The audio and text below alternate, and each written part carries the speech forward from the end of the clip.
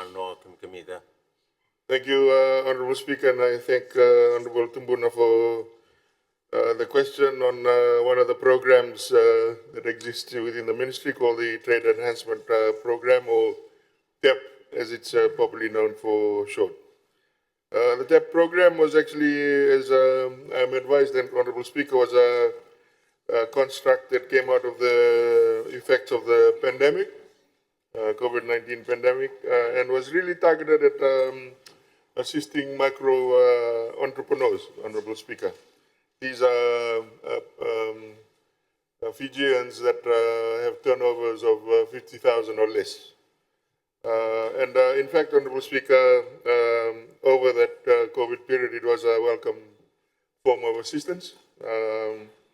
And since then, it has continued to be propagated. It was continued by the previous government, and we have certainly continued to move forward with it because we can see how impactful and beneficial it is, Honorable Speaker.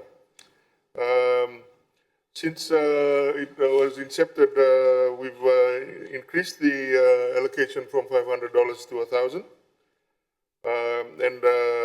As I said, Honorable Speaker, the program prioritizes businesses that have a bit of trade skills, professional expertise, but not limited to electricians, mechanics, tailors, artisans, those kind of skill sets. And since inception, it's been a very popular program over the years, Honorable Speaker. In terms of the key statistics, some of the things that have made this program very popular is 72% of all TEP recipients, Honorable Speaker, are actually women, making sort of a significant contribution towards the SDG 5 on gender equality, and there are a lot of documented cases of where assistance has been quite helpful. Application is online, Honorable Speaker, requiring only 5 documents. To date, on record, there's been about 6,500 applications. There are now and again issues around digital access, and we are trying to find workarounds around that. But the overall, there is a large interest in this program.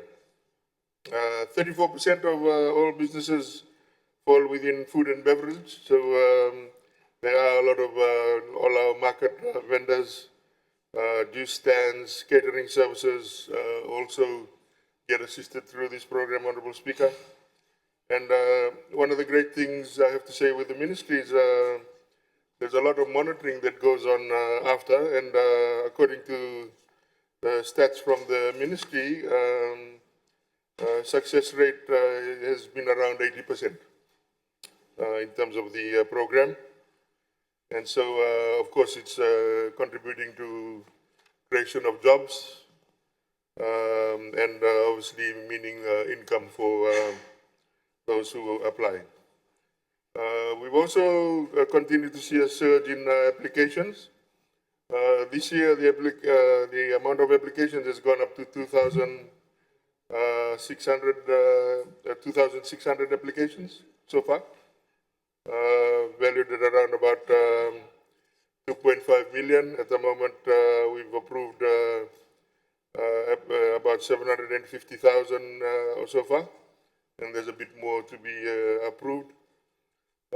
We've even worked with the Tauke Affairs, and one of the provinces, Manoa, actually had applications, and those have been processed.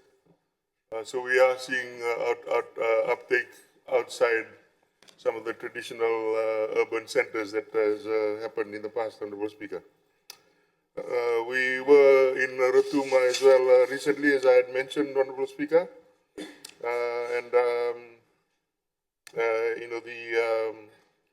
one of the things that we have quickly realized because of the smart classroom setup and because it's going to be accessible to the public as well, there'll be opportunities for Rotuma to actually start getting more applications from Rotuma in terms of the TEP program.